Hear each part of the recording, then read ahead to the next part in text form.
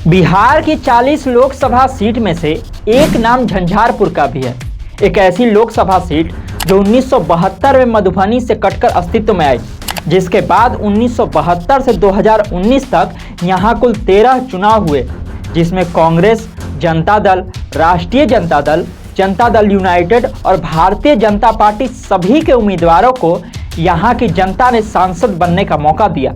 लेकिन हैरान करने वाली एक बात और भी है कि जो भाजपा वर्तमान में केंद्र की सत्ता पर काबिज है, उसकी पार्टी के अब तक एक ही उम्मीदवार ने इस सीट पर जीत हासिल की है, वरना ज्यादातर बार जो है भाजपा सहयोगियों के भरोसे ही यहाँ रही है।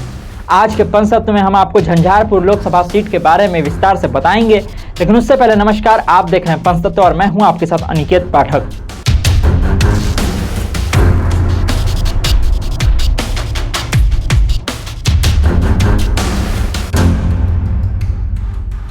सबसे पहले बात कर लेते हैं झंझारपुर सीट पर अब तक हुए चुनावों की। दरअसल 1972 में अस्तित्व में आने के बाद इस सीट पर उसी साल चुनाव हुए। पहले चुनाव में कांग्रेस के पंडित जगन्नाथ मिश्रा ने जीत हासिल की, लेकिन इमरजेंसी के दौर के बाद इस सीट की राजनीति ने ऐसी करवट बदली कि 1977 के चुनाव में भारतीय लोक दल के उम्मीदवार धनिकलाल मंडल ने जीत दर्ज की। 1980 के चुनाव में भी धनिकलाल मंडल की हवा बरकरार रही। हालांकि ये अलग बात है कि इस बार वो जनता पार्टी एस के टिकट पर जीते थे। इंदिरा गांधी की हत्या के बाद उठी सहानुभूति की लहर ने इस सीट पर फिर से कांग्रेस की वापसी कराई। 1984 के लोकसभा चुनाव में कांग्रेस के जीएस राजहंस ने जीत हासिल की। इसके बाद 1989, 1991 और 1996 के चुनावों में जनता दल के देवेंद्र प्रसाद यादव ने अपनी जीत को बरकरार रखा, लेकिन 1998 के चुनाव में देवेंद्र प्रसाद यादव को राजद के प्रत्याशी सुरेंद्र प्रसाद यादव ने हरा दिया।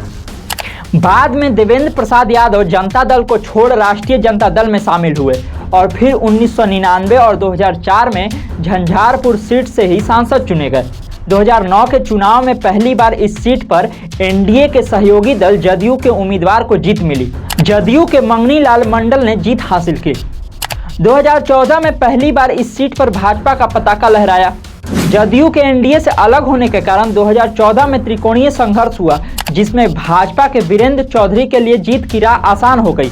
2019 के लोकसभा चुनाव में एनडीए में रहते हुए फिर से ये सीट जदयू के कोटे में आई और जदयू के रामप्रीत मंडल सांसद बने। इस सीट को जातीय समीकरणों के दृष्टिकोण से देखने पर भी एक खास बात निकलकर सामने आती है।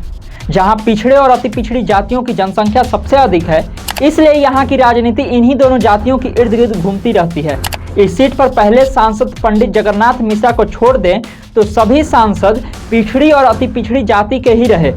अब बात कर लेते हैं झंझारपुर लोकसभा क्षेत्र के अंतर्गत आने वाले विधानसभा क्षेत्र की मौजूदा स्थिति को लेकर। झंझारपुर लोकसभा क्षेत्र के अंतर्गत 6 विधानसभा सीट है वर्तमान में, जिसमें से जदयू और भाजपा के पास 2-2 और कांग्रेस और राजद के पास 1-1 सीट है। खजौली से भाजपा के अरुण शंकर प्रसाद, बाबूबरही से जदयू की मीना कुमारी, राजनगर से कांग्रेस के विक्रम सिंह नातीराज, झंझारपुर से भाजपा के नीतीश मिश्रा, फुलपरास से जदयू की शीला कुमारी, लौकहा से राजद के भारत भूषण मंडल वर्तमान में विधायक है। विधानसभा सीटों के मामले में यहां महागठबंधन का पलड़ा भाजपा के नेतृत्व वाली एनडीए से भारी है। बता दें कि पिछले लोकसभा चुनाव में इस झंझारपुर सीट पर जदयू के उम्मीदवार रामप्रीत मंडल ने जीत हासिल की थी, लेकिन जदयू के एनडीए छोड़कर महागठबंधन में शामिल होने का असर इस सीट पर 2024 के लोकसभा चुनाव में देखने को जरूर मिलेगा। जातीय समीकरणों के आधार पर देखें तो राजद और जदयू के साथ होने से महागठबंधन को यहां मजबूती मिलेगी, क्योंकि पिछड़ा और अति पिछड़ा बहुल सीट है। ये भी देखना खास होगा कि अगले चुनाव में भाजपा इस सीट पर लड़ेगी या फिर सहयोगी दल के भरोसे ही अपनी किस्मत आजमाएगी। इस तरह की खबरों को देखने के लिए आप देखते रहिए पंचतत्व। धन्यवाद।